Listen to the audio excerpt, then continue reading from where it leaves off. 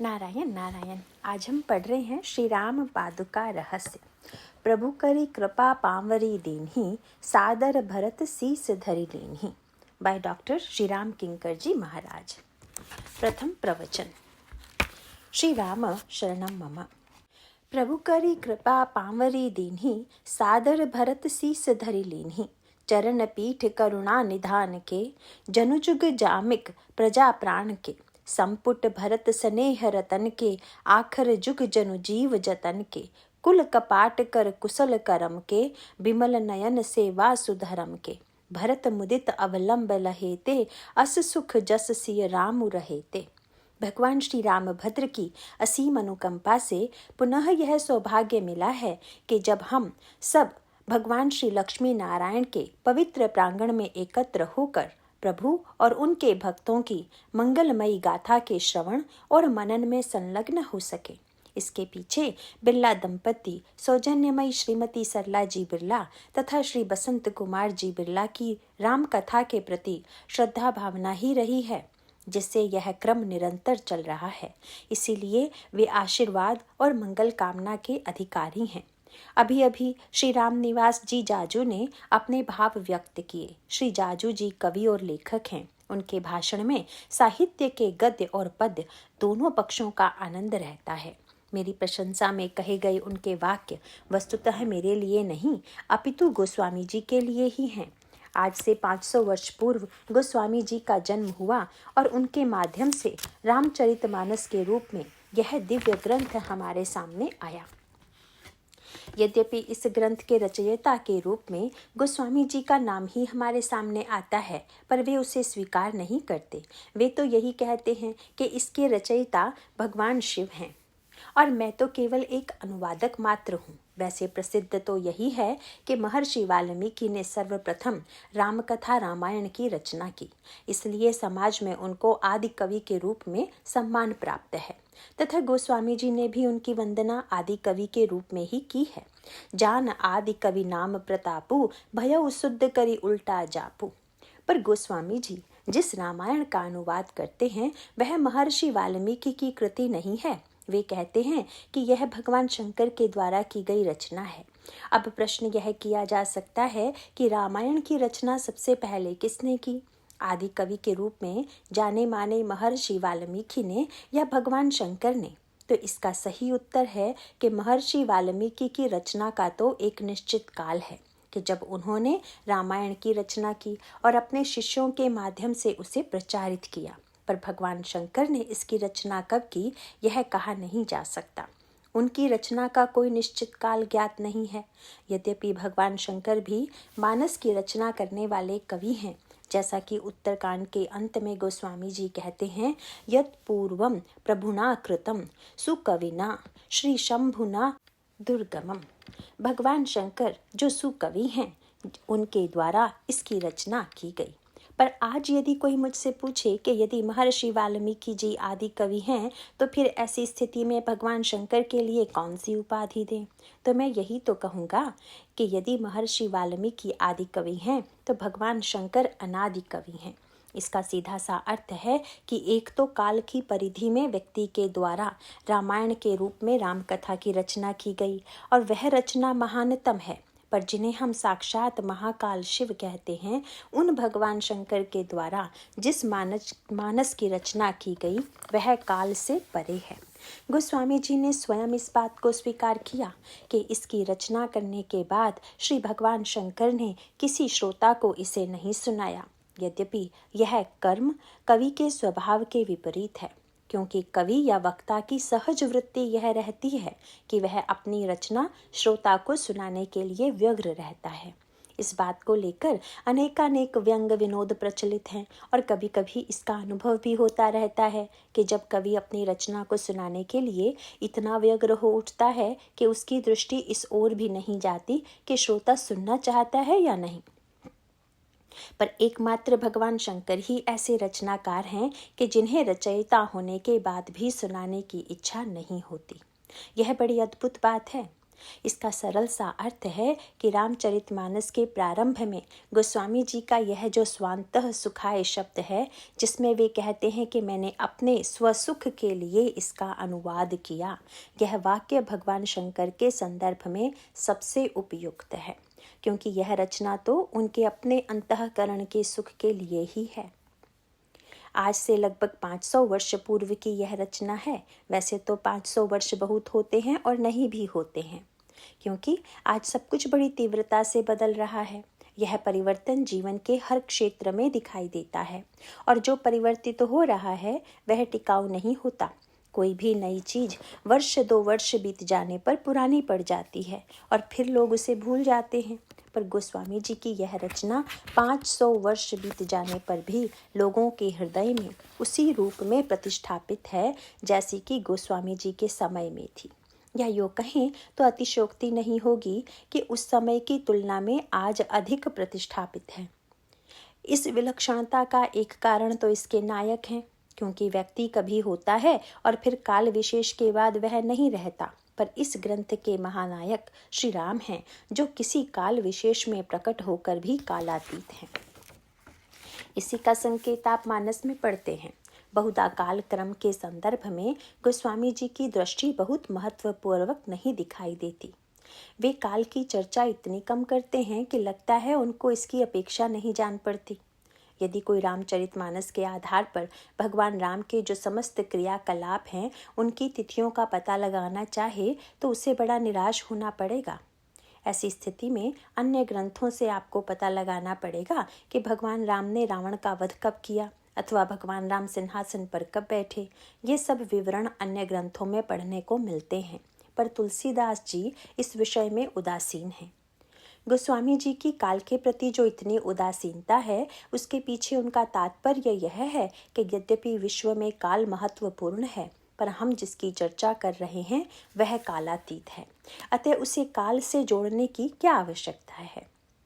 इस प्रयास में बहुधा इस प्रकार के विवाद की स्थिति उत्पन्न हो जाती है कि रावण किस तिथि को मारा गया, भगवान राम के विवाह तथा वनगमन की तिथि क्या थी, आदि आदि प्रश्न सामने आ जाते हैं। पर गोस्वामी जी इस बात से कोई अंतर प्रतीत नहीं होता कि किस काल विशेष से किस घटना का संबंध है। उन्हें तो यही प्रतीत होता है कि कालातीत भगवान राम को यदि हम काल की सीमा में देखने का प्रयत्न करते हैं तो यह तो हमारी दृष्टि की ही सीमा है, उनकी सीमा नहीं है। वर्णन आता है कि रामनवमी को भगवान राम का जन्म हुआ। गोस्वामी जी ने नवमी तिथि का वर्णन बड़े विस्तार तथा उदारता से किया। उन्होंने यह भी बताया कि चैत्र मास था, शुक्ल पक्ष था और अभिजित नक्षत्र था। पर इसके बाद वे जो एक विशेष वाक्य कहते हैं, इसके पीछे उनका जो दृष्टिकोण है उसे तो केवल उनके दर्शन को गहराई से समझने वाले ही जान सकते हैं। गोस्वामी जी तिथि, नक्षत्र, पक्ष और मास का वर्णन करने के पश्चात भगवान राम के जन्म काल का वर्णन करते हुए कहते हैं, कौतुक देखी पतंग भुलाना, एक मासत ही जात न जाना। उस समय सूर्य भगवान ने जब अयोध्या के आनंद को देखने लगे तो स्वयं भूल गए। इस छोटे से वाक्य में कितनी बड़ी बात कह दी गई। सूर्य आज तक के अपने इतिहास के काल को कभी नहीं भूला। नक्षत्र विद्या के पंडित ज्योतिषी गण आज भी पूर्व घोषणा कर देते हैं कि सूर्योदय कब होगा, और सचमुच उसी समय सूर्योदय होता है। पर एक ही यह अवसर है कि जहाँ काल अपनी गति को भूल गया। इसका सूत्र मानो यह है कि श्री राम की कथा का तात्पर्य काल की सीमा से जो ऊपर उठकर कालातीत का दर्शन करना है। जब हम अपने आप को उनसे जोड़ लेते हैं तो फिर इस बात का कोई महत्व नहीं रह जाता कि काल की परिधि क्या है। व्यवहार में कुछ कह दें या लिख दें, यह अलग बात है। गोस्वामी जी ने यह भी नहीं लिखा कि भगवान राम गर्भ में कितने दिन रहे। इस संदर्भ में पुराणों की शैली में तो कई मत सामने आते हैं। कहीं कहा जाता है कि भगवान राम 10 मास तक गर्भ में रहे, और कुछ ग्रंथों में कहा जाता है कि 12 मास तक कौसल्या अम्बा के गर्भ में रहे। यदि गोस्वामी जी से पूछ दिया जाए कि 10 मास रहे कि 12 मास, तो इस बात को वे महत्व नहीं देते। अपितु वे तो यही कहते हैं, जादिन ते हरि गर्भ ही आए, सकल लोक सुख संपत्ति छाए, मंदिर महाराज ही सब रानी, शोभाशील तेज की खानी। इतने विस्तार के बाद 10-12 के प्रश्न पर वे कहते हैं, सुख जुत कछुक काल चली गए यू। सुख युक्त कुछ समय व्यतीत हुआ। अब भला किसके पास समय था कि वह गिनती गिनने बैठ जाए कि कितना समय हुआ। और यह कोई साधारण सूत्र नहीं है। हम लोग निरंतर काल की सीमाओं से घिरे हुए हैं, काल के द्वारा संचालित हैं और निरंतर काल का स्मरण करते रहते हैं। पर गोस्वामी जी कहते हैं कि जब भगवान राम का आगमन होता है तो काल की सीमा समाप्त हो जाती है। इसीलिए भगवान राम जब अवतरित होते हैं तो सूर्य भी उस दृश्य को देखकर भूल जाते हैं। यह भूल जाना भी बड़ा आनंददायी है। हर समय घड़ी बांधे रहना कभी कभी बहुत खतरनाक भी होता है। यद्यपि जीवन के हर क्षेत्र में काल के द्वारा ही कार्य संचालित हो रहा है, पर क्या सांसारिक आनंद के क्षणों में भी काल का आपको विस्मरण नहीं हो जाता? और जब साक्षात ईश्वर सामने हो तो उस स्थिति में काल की विस्मृति स्वाभाविक ही है। गोस्वामी जी कहते हैं कि सूर्य भी उस दृश्य को देखकर इतने आनंद में निमग्न हो गया कि उसे ध्यान ही नहीं रहा कि उसे आगे बढ़ना है। अब उसे विज्ञान से नहीं जोड़ना है। इसका अर्थ तो इतना ही है कि काल भूल गया। गोस्वामी जी से पूछा जा सकता है कि महाराज, जब आप कहते हैं कि मास दिवस का दिवस भा, तो अयोध्या वासियों को अवश्य आश्चर्य हुआ होगा कि यह क्या बात हो गई कि 1 मास का दिन हो गया। बहुता होता भी यही है कि कथा में कुछ अधिक समय हो जाए तो लोग पूछने लगते हैं, आज क्या बात हो गई। 18-20 घंटे यदि सूर्य रह जाए तब भी लोग घबरा जाएंगे कि क्या बात हो गई। इसीलिए अयोध्या वासियों के मन में भी प्रश्न तो अवश्य ही आया होगा। पर वहाँ तुलसीदास जी एक अनोखी बात कहते हैं कि मास दिवस का दिवस भा, मरम न जानई कोई, रथ समेत रवि था के यू, निशा कवन विधि होई। और यह रहस्य काहू नहीं जाना, इस मर्म को, रहस्य को कोई भी नहीं जान पाया। यह कितनी सूक्ष्म बात है, इस पर जरा आप ध्यान दीजिए। जो काल चक्र है, जो काल की गति को सूचित करता है, स्वयं वहीं रुक गया। और इतना ही नहीं, आनंद यह है कि उसको देखने वाले भी भूल गए। वस्तुतः दोनों ही इतने आनंद मग्न हैं कि दोनों ही काल को भूल गए।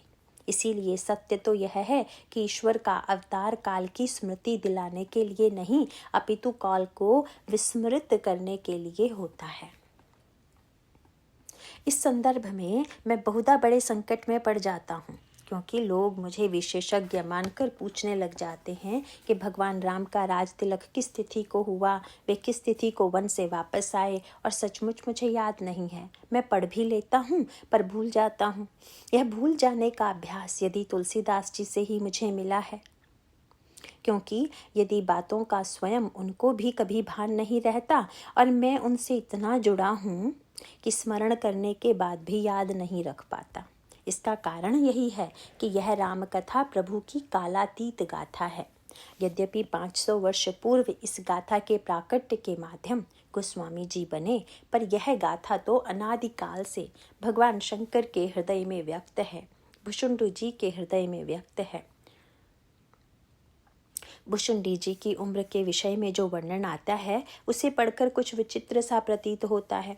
उत्तरकांड में प्रसंग आता है कि जब गरुड़ जी ने उनसे पूछ दिया, महाराज, सुमेरु पर्वत पर आप कितने समय से कथा सुना रहे हैं, आपकी आयु कितनी है, जरा यह तो बताइए।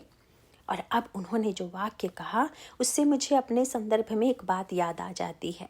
अभी तक एक ही स्थान पर सबसे लंबे काल तक प्रवचन की जो स्थिति है वह कलकत्ते की है, जहां हमारे बिरला दंपति की संस्था संगीत कला मंदिर के द्वारा विगत 39 वर्षों से कथाक्रम का आयोजन किया जाता रहा है। 39 वर्ष का काल भौतिक अर्थ में लंबा है भी, पर भुषुंडी जी ने गरुड़ जी को बताया कि यहाँ बसत मोहि सुनुख ईसा, बीते कल्प 7 अरुबीसा, 27 कल्पों से मैं यहाँ पर कथा सुना रहा हूँ। अब इस अवधि के सामने हम लोगों का कथा काल भला क्या हो सकता है। इसका अर्थ है कि राम कथा अनंत है और राम कथा के साथ जो जुड़ा हुआ है, चाहे वक्ता हो या श्रोता हो, वह भी अनंत ही है। राम कथा का केवल मनोरंजक पक्ष नहीं है, उसका दार्शनिक पक्ष भी है, जिसे आज हम थोड़ा विस्मृत करते जा रहे हैं। क्योंकि हमारी दृष्टि हर दिशा में मनोरंजक परक होती जा रही है, हर वस्तु को हल्के ढंग से देखने की होती जा रही है, और उसी ढंग से हम रामकथा को भी सुनना समझना चाहते हैं। यद्यपि गोस्वामी जी ने इस रचना को अभिव्यक्ति दी, पर वे अपने आप को रचयिता नहीं कहते। भगवान शंकर भी अपने आप को रामकथा का रचयिता नहीं मानते। पार्वती जी जब उनसे पूछती हैं कि महाराज, यह जो कथा आप सुनाने जा रहे हैं उसकी रचना कब की, तो उन्होंने यही कहा कि जो कथा मैं तुम्हें सुनाने जा रहा हूँ वह मेरी रचना नहीं है, अपितु जो भुशुंडी जी ने गरुड़ को सुनाई थी वह मैं तुम्हें सुनाने जा रहा हूँ। सुन शुभ कथा भवानी, रामचरित मानस विमल, कहा भुसुंडी बखानी, सुना विहग नायक गरुड़। पार्वती जी को सुनकर बड़ा आश्चर्य हुआ, क्योंकि गरुड़ जी कह रहे थे कि एक शिष्य ने जो कथा अपने शिष्य को सुनाई थी वह मैं सुना रहा हूँ। इसका तात्पर्य यही है कि भले ही हम इस राम कथा का रचयिता भगवान शंकर को कहें, पर वे इसे नहीं मानते, और गोस्वामी जी भी अपने को रचयिता मानने को तैयार नहीं। इसका एकमात्र सूत्र यही है कि वस्तुतः राम अनादि हैं, राम अनादि अवधपति सोई, और उनकी कथा भी अनादि है। जो अनादि है वही अनंत होता है। यह स्वाभाविक नियम है कि जिसका आदि है उसका अंत भी है। यह अनादि अनंत राम कथा इस युग में गोस्वामी जी के द्वारा केवल व्यक्त हुई, ऐसा गोस्वामी जी घोषित करते हैं। इस तुलसी पंचशती वर्ष में यह आवश्यक है कि पढ़ने वाला अथवा सुनने वाला इस ग्रंथ को इस दृष्टि से देखे जिस दृष्टि से गोस्वामी जी दिखलाना चाहते हैं, और तब वह गोस्वामी जी के चिंतन और दर्शन को समझ सकता है। यह दृष्टि बड़ी अद्भुत है, इसीलिए आपके समक्ष मेरे माध्यम से जो बातें कही जाती हैं वे आपको विलक्षण सी लगती हैं, क्योंकि उनमें मेरी अपनी कोई दृष्टि होती ही नहीं। वास्तविकता तो यह है कि अपनी दृष्टि खोकर मैंने तुलसी की दृष्टि से अपने आप को एकाकार पाया है, और इसके लिए मैंने कोई प्रयास नहीं किया है। यह तो प्रभु की कृपा का ही स्वरूप है। इसीलिए इस पंचशती वर्ष में गोस्वामी जी को श्रद्धापूर्वक स्मरण करते हुए उनके चिंतन तथा दर्शन को आपके समक्ष रखना आवश्यक है। पिछले वर्ष प्रसंग के रूप में भगवान श्री राम और श्री भरत के मिलन की गाथा थी, और इस वर्ष जो पंक्तियां पढ़ी गई हैं उनमें प्रभु के द्वारा श्री भरत को पादुका प्रदान करने का वर्णन किया गया है। श्री भरत जी गोस्वामी जी के आदर्श पात्र हैं। यद्यपि गोस्वामी जी को सभी भक्त पात्र प्रिय हैं, वे उन सब की वंदना करते हैं, पर यदि उनसे यह पूछ दिया जाए कि स्वयं उनके आराध्य कौन हैं तथा किस आदर्श को वे समाज को देना चाहते हैं, यद्यपि मेरा यह कहना इस दृष्टि से ठीक नहीं है क्योंकि उन्होंने समाज को कुछ देने का कभी कोई दावा नहीं किया, पर उनके माध्यम से समाज को जो मिला उस चरित्र पर विचार करें, तो इसका एक ही उत्तर है कि उनके आदर्श श्री भरत ही हैं। उन श्री भरत ने भगवान राम के आदर्श को न केवल अपने जीवन में अपितु सारे समाज के जीवन में साकार किया। श्री भरत जी ऐसे श्रेष्ठतम पात्र हैं। एक बार एक पत्रकार गोष्ठी में मुझसे प्रश्न किया गया कि राम राज्य कैसे बने, तो मैंने प्रारंभ में ही निवेदन किया कि राम राज्य नहीं बनेगा। यद्यपि इस वाक्य से निराशा हो सकती है, पर मैं आपको झूठी आशा में डालूं, यह रामायण की परंपरा के विपरीत है। राम राज्य पहले भी नहीं बना था, और श्री राम के बाद कई अवतार हुए, पर फिर भी राम राज्य नहीं बना। हाँ, राम राज्य का नाम लेना तो अच्छा है, पर वह बन नहीं पाएगा। हम अच्छे राम राज्य की कल्पना करें यही बहुत है, पर राम राज्य इसलिए नहीं बनेगा क्योंकि राम राज्य ईश्वर के द्वारा नहीं बनता। राम राज्य यदि केवल ईश्वर के द्वारा बनना होता तो चाहे जब बन जाता। भगवान कृष्ण क्या भगवान नहीं है? भगवान कृष्ण और भगवान राम तो एक ही हैं, और कुछ विचित्र मान्यता रखने वाले तो यहाँ तक कहते हैं कि श्री राम मात्र 12 कला के अवतार हैं और श्री कृष्ण तो 16 कला युक्त पूर्णावतार हैं। पर पूर्णावतार के काल में भी किसी आदर्श राज्य की स्थापना नहीं हुई। यद्यपि पूर्ण अपूर्ण की यह बात तो काल्पनिक है, पर इसका सूत्र यही है कि यदि राम राज्य ईश्वर के द्वारा बनता तो वह तो हमारे आपके जीवन में सदा सर्वदा विद्यमान है, पहले भी था और भविष्य में भी रहेगा। किंतु ईश्वर के साथ उन पात्रों की भी आवश्यकता है जो श्री राम के साथ आए। और यदि विचार करके देखें तो वे पूरे पात्र तो द्वापर युग में भी नहीं आए। राम राज्य तो तब बनेगा जब सबसे पहले वहाँ भरत जी हों, उनके साथ लक्ष्मण जी हों, श्री हनुमान जी हों, शत्रुघ्न जी हों। पर ये सब पात्र कहाँ मिलेंगे? हाँ, रामलीला के मंच पर तो मिल सकते हैं, हर साल मिलते भी रहते हैं, पर जीवन में उनका मिलना, उनका साकार होना बड़ा कठिन है। आप यदि अंतरंग में बैठकर देखिए तो आपको यह लगेगा कि राम राज्य इसलिए नहीं बन गया कि राम ईश्वर थे और वे सिंहासन पर बैठ गए।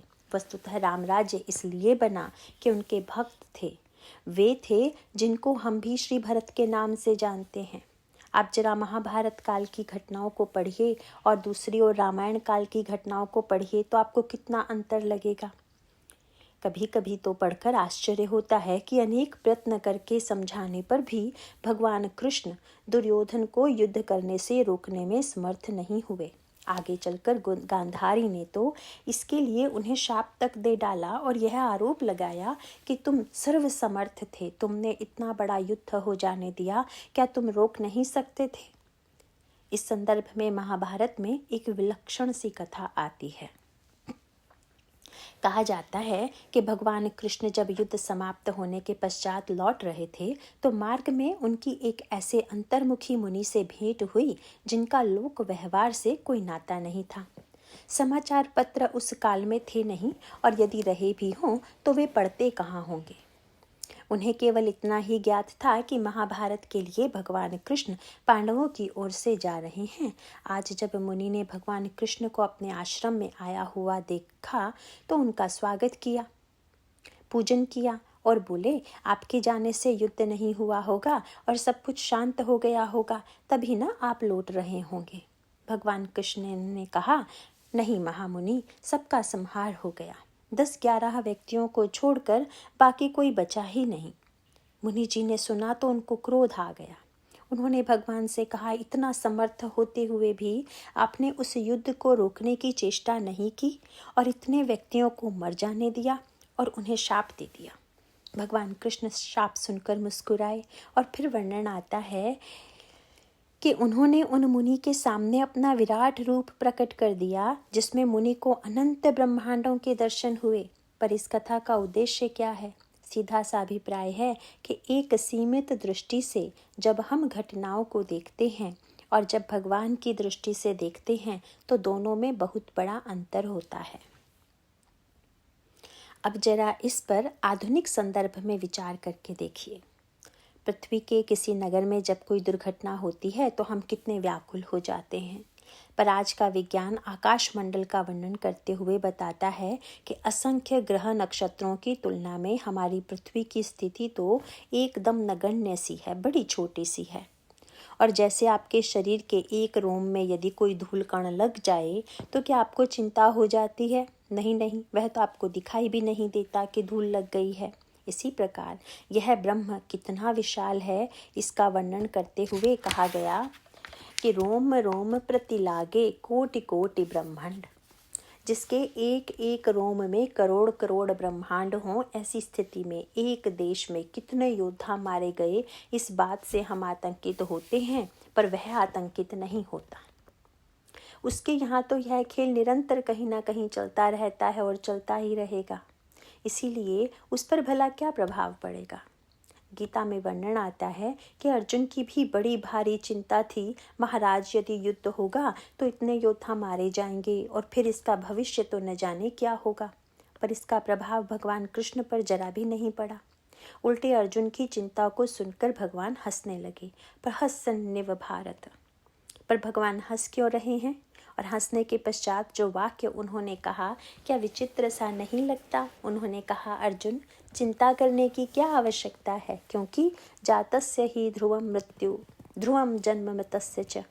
जो जन्म लेता है वह मरता है और जो मरता है वह पुनः जन्म लेता है। इसमें शोक करने की क्या बात है? तो भाई ऐसी बात तो भगवान ही कह सकते हैं और यह भगवान की दृष्टि से ही ठीक है। यदि कोई हत्यारा या अपराधी न्यायालय में न्यायाधीश से यह कहे कि आप व्यर्थ ही उस व्यक्ति की हत्या पर चिंता कर रहे हैं, क्योंकि यह नियम है कि जो जन्म लेने वाला है मरता है और मरने वाला फिर जन्म लेता है, तो क्या यह सुनकर न्यायाधीश उस महाज्ञानी मानकर मुक्त कर देगा? इसका अर्थ है कि विराट की अपनी दृष्टि है और वह दृष्टि हमारी आपकी नहीं हो सकती। भगवान को न तो यह कहने में कि ये सब मारे जाएंगे कोई संकोच का अनुभव होता है और न ही यह कहने में कि मैं ही काल हूँ। वे तो सीधी सी घोषणा करते हैं कि कालोस्मि लोक क्षय कृत प्रवृत्त हो, मैं काल हूँ और सृष्टि का संहार करने आया हूँ। इसका अर्थ है कि विराट का जो सत्य है वह शाश्वत सत्य है, सृष्टि अनगिनत है। आप पढ़ते ही हैं कि श्री भुशुंडी जी 27 कल्प की आयु वाले हैं और वे कहते हैं कि जब जब अयोध्या में श्री राम का जन्म होता है तो मैं जाता हूँ। यह बड़ी विचित्र सी बात है कि भगवान के कार्यकाल की सीमा है पर भुशुंडी जी के कार्यकाल की सीमा नहीं है। भगवान तो 13,000 वर्ष तक राज्य करते हैं, ऐसा लिखा हुआ है। पर आश्चर्य होता है कि भुशुंडी जी 27 कल्प से कथा सुना रहे हैं। भले ही भगवान राम व्यक्ति के रूप में एक काल विशेष में दिखाई दें, पर उनकी कथा तो अनादिकाल से अनंत काल तक चलने वाली कथा है। प्रसंग आता है कि भगवान राम ने काकभुशुंडी जी को अपने उदर में ले लिया और वहां जाकर उन्होंने जो देखा उसका वर्णन करते हुए वे स्वयं कहते हैं कि राम उदर देखऊं जग नाना, देखत बनई न जाय बखाना। वहां मैंने देखा कि अनेकानेक ब्रह्मांड श्री राम के उदर में हैं। उस समय उनका सारा गणित और सारा भूगोल व्यर्थ हो गया। उन्हें सबसे अधिक आश्चर्य यह देखकर हुआ कि जितने ब्रह्मांड हैं प्रत्येक में एक एक अयोध्या भी है और प्रत्येक अयोध्या में राम का अवतार होता है और उन सभी अवतारों की लीला में बालक राम खेल रहे हैं तथा उनके साथ सर्वत्र एक एक भुशुंडी जी भी खेल रहे हैं। तब उन्हें लगा कि अकेला मैं ही भुशुंडी नहीं हूँ, इस अनंत ब्रह्मांड में अनगिनत भुशुंडी हैं, न जाने कितने दशरथ हैं, न जाने कितनी कौशल्या हैं। वे कहते हैं कि अगिनत भुवन फिरेऊं प्रभु, राम न देखऊं आन। यह जो वर्णन है यह बड़ा दार्शनिक है। अब आप सोचिए कि वे कहते हैं कि श्री राम को छोड़कर सब बदला हुआ है, जिसके उदर में अनेकों ब्रह्मांड हैं, उस विराट की दृष्टि चाहिए। पर यदि निर्माण करना है तब तो विराट की दृष्टि बड़ी समस्या उत्पन्न करेगी। किंतु भाई महाभारत काल तो विनाश का काल है, इसीलिए भगवान निसंकोच कह देते हैं कि यदि मरते हैं तो मर जाने दो, फिर जन्म ले लेंगे। पर रामायण काल में विराट की दृष्टि का वह स्वरूप नहीं है।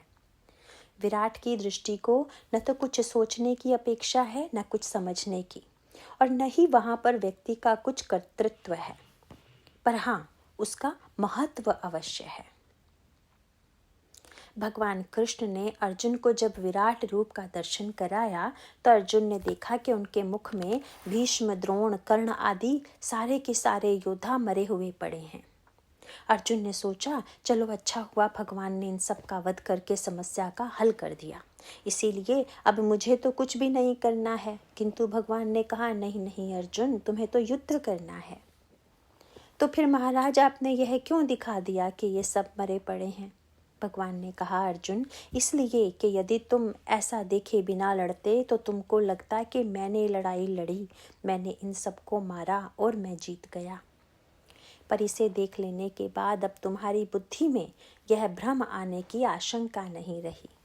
अब तुम यह समझोगे कि कर्तृत्व ईश्वर में है, हम तो निमित्त मात्र हैं। मानो सीधा सा सूत्र यह है कि विराट की दृष्टि से हम कोई समस्या हल नहीं कर सकते, क्योंकि विराट की दृष्टि में कोई समस्या है ही नहीं। आज विज्ञान की उन्नति के काल में भी जब हम पढ़ते हैं कि किसी उपग्रह ने 10 या 20 वर्ष में कुछ करोड़ किलोमीटर की दूरी तय की, तो हम समझ सकते हैं कि इस विराट में हमारी स्थिति कहाँ तक है। इसी प्रकार मानो भगवान कृष्ण के काल का जो वर्णन है उसमें सबका विनाश है। शाप देने वालों ने भी नष्ट होने की बात ही कही, पर भगवान के लिए इससे कोई अंतर नहीं पड़ता। भगवान इससे बिल्कुल नहीं घबराते, बल्कि उन्होंने तो गांधारी से यही कहा कि तुमने व्यर्थ ही शाप दिया, यह तो होने ही वाला था।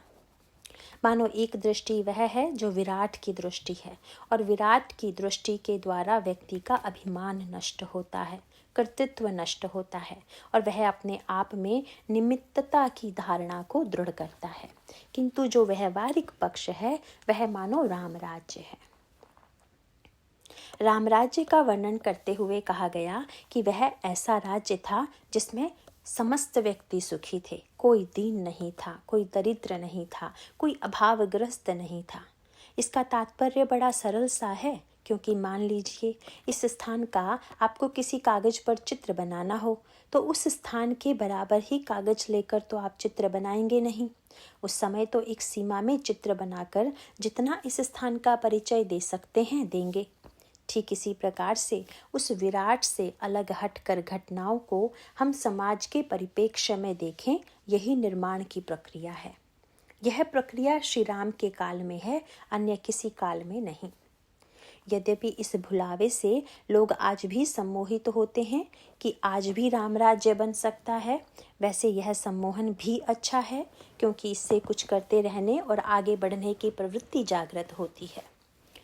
कोई भी काल अथवा समाज ऐसा नहीं होता कि जिसमें समस्याएं न हो।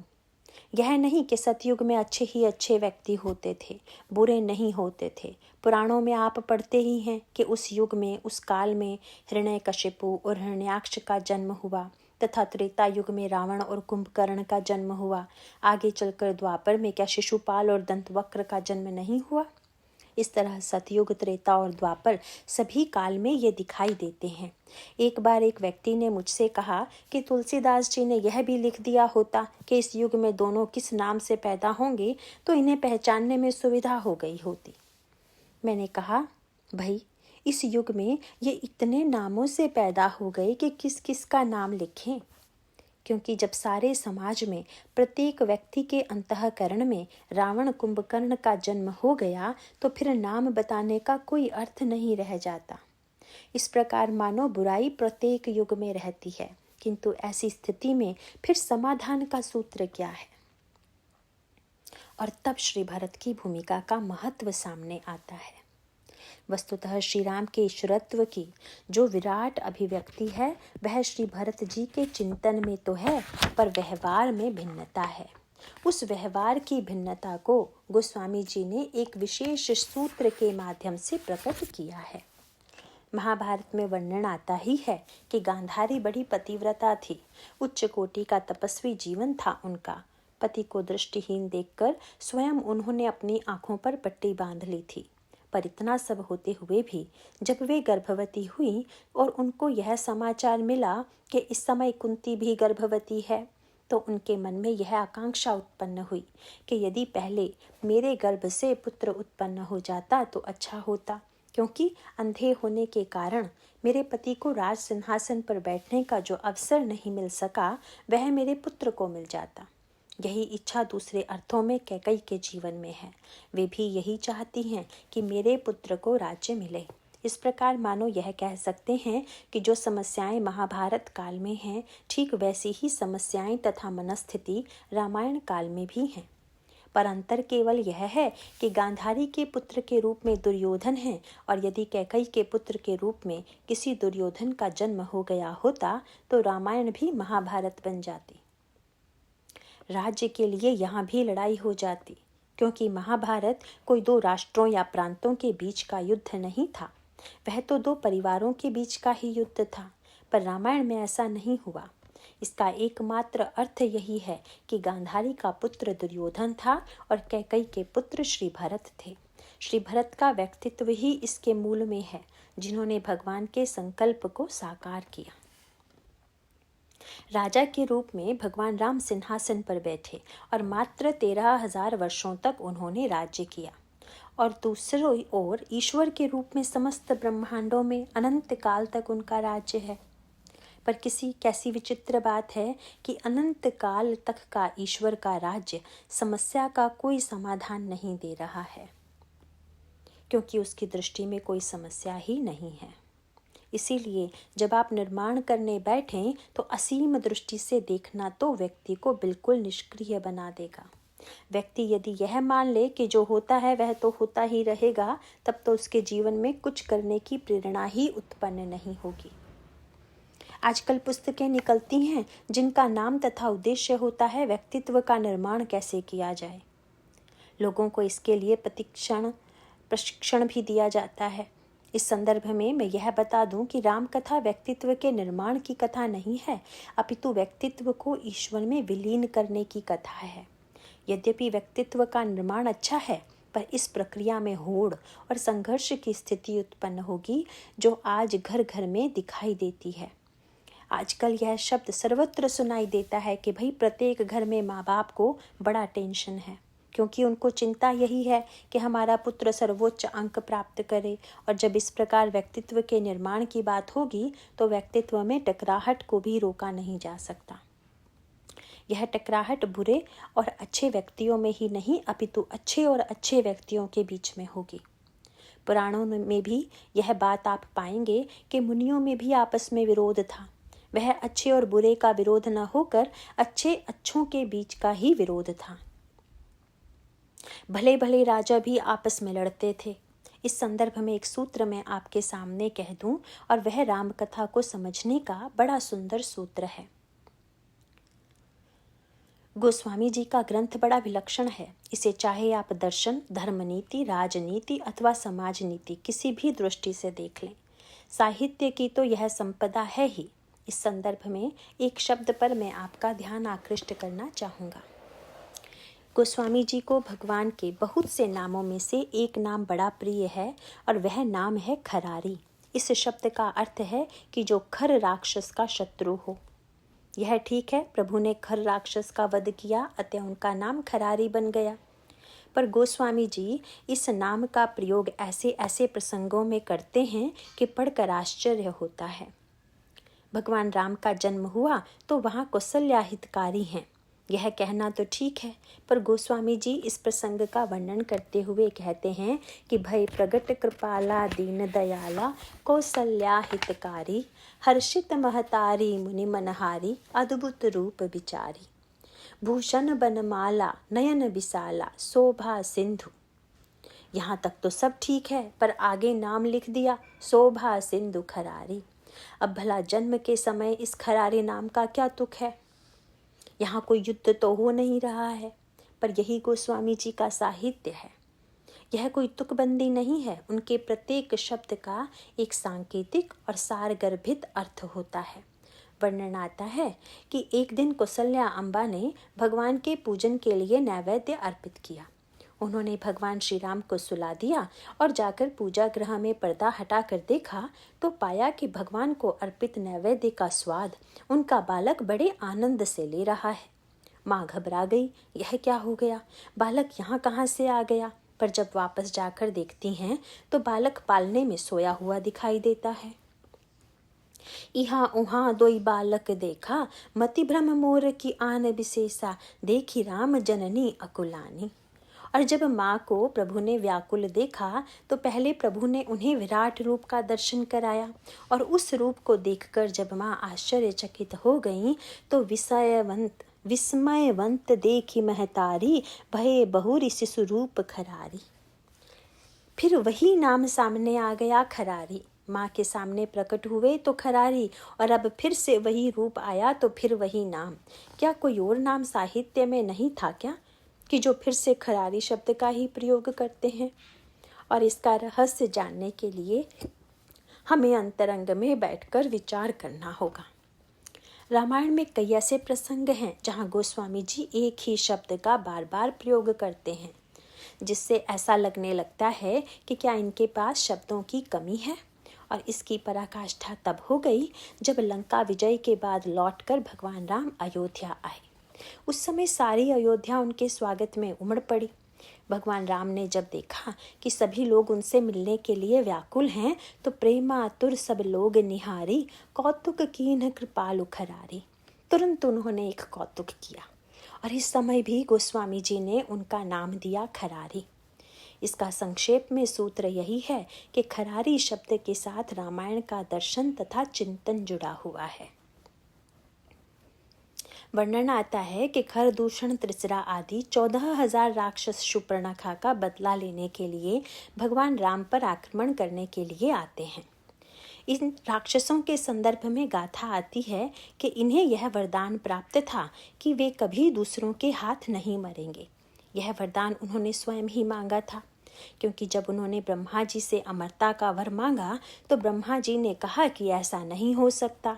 तब उन्होंने कहा कि फिर यह वरदान दीजिए कि आपस में ही लड़कर मरे, किसी दूसरे के हाथ से ना मरे। इसके पीछे उनकी एक धारणा तो यह थी कि हमें दूसरा क्यों मारे, और दूसरी धारणा यह थी कि हम आपस में लड़ेंगे ही क्यों। इस प्रकार अमरता तो प्राप्त हो ही जाएगी। किंतु अब भगवान राम जो करते हैं, जरा उसके दार्शनिक पक्ष पर विचार कीजिए। इसे किसी जादूगरी के रूप में मत देखिए। गोस्वामी जी जो खरारी शब्द कहते हैं, उसका अर्थ है कि भगवान राम खर के शत्रु हैं। अब प्रश्न यह है कि क्या भगवान राम की मित्रता या शत्रुता भी उसी तरह की है जैसी हमारी और आपकी होती है? इसका उत्तर तो यही है कि नहीं, ऐसी बात नहीं है। वस्तुतः भगवान राम ने खर के प्रसंग में उन सभी 14,000 राक्षसों को अपना रूप दे दिया, उन सबको राम बना दिया। सचमुच प्रभु बड़े अनोखे हैं। वे जब बनाएंगे तो राम ही बनाएंगे, रावण नहीं बनाएंगे। पर प्रभु ने सबको राम क्यों बना दिया? इसमें उपासना तथा साधना का बड़ा गहरा सूत्र है। लक्ष्मण जी ने भगवान राम से पूछा, प्रभु आपने उन सब राक्षसों को अपना रूप दे दिया, इसके पीछे आपका कोई उद्देश्य तो रहा होगा। प्रभु ने हंसकर कहा कि हाँ, जब ये 14,000 राक्षस मुझसे लड़ने आए तो वे सब मेरी सुंदरता को देखकर मोहित हो गए। उनके मुख से निकला कि ये इतने सुंदर हैं कि वध करने योग्य नहीं हैं। अतः मैंने सोचा कि जब ये मेरी सुंदरता पर मोहित हैं तो इनको अपना रूप दे देना ही ठीक रहेगा। अतः मैंने सबको राम बना दिया। पर कैसी विडंबना कि राम बनने का जो फल होना चाहिए था वह नहीं हुआ, और वह उसे युद्ध का सत्य था। वही आज समाज का भी सत्य है। सबके हृदय में श्री राम हैं, पर इतना होते हुए भी इसका जो फल होना चाहिए वह नहीं होता। 14,000 राक्षसों को भगवान ने राम का रूप दे दिया, पर रूप को देखकर वे भक्त तो नहीं बन गए, क्योंकि उनकी समस्या यही थी कि यद्यपि वे श्री राम की सुंदरता की प्रशंसा करते हैं, पर प्रत्येक राक्षस के हृदय में श्री राम के प्रति द्वेष भावना विद्यमान है।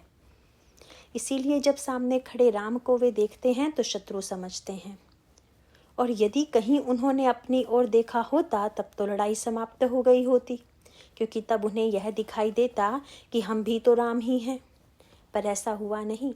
गोस्वामी जी कहते हैं, सुर मुनि सभय प्रभु देखी, माया नाथ अति कौतुक करयो, देख ही परस्पर राम।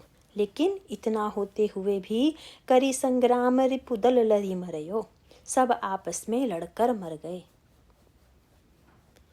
भगवान राम कौशल्या अम्बा के लिए खरारी हैं, अयोध्या वासियों के लिए खरारी हैं, क्योंकि वहाँ भी अनेक रूप प्रकट कर रहे हैं। खरारी भगवान तो अपने आप को अनंत रूप में प्रकट कर ही देते हैं, और उन रूपों में देखकर जिनके हृदय में द्वेष होता है वे लड़कर मर जाते हैं। इस प्रकार मानो खरारी शब्द प्रभु के सर्वत्र होने का, सब में होने का प्रतीक है। यद्यपि वे सब में हैं, सर्वत्र हैं, यह शब्दों से दोहराना हो सरल है, पर सचमुच जिन्होंने रामत्व को सदा सर्वत्र देखा और साकार किया, वही पात्र श्री भरत हैं। श्री भरत राम के तद्रूप हैं, राम के समान उनका रूप है, श्री राम के समान उनका चिंतन है। अतः श्री राम के जो संकल्प हैं वे श्री भरत के जीवन में साकार रूप प्राप्त करते हैं। इसीलिए चिंतन में भले ही हम ईश्वर के विराट रूप का चिंतन करें, पर व्यवहार में उनके आदर्श रूप के निर्माण के लिए हमें भी भरत की ही दृष्टि पानी होगी। और इस प्रकार जब श्री भरत की दृष्टि से समाज को देखा जाता है, समाज को संचालित किया जाता है, तभी सच्चा परिवर्तन होता है और राम राज्य की स्थापना होती है। इसलिए राम राज्य के निर्माण के लिए हमें भरत और भरत की दृष्टि की आवश्यकता है, उनके चिंतन और चरित्र की आवश्यकता है। अब कल से हम लोग श्री भरत का चरित्र चिंतन और दर्शन क्या है इसकी चर्चा कर उससे प्रकाश पाने की चेष्टा करेंगे। बोलिए सियावर रामचंद्र की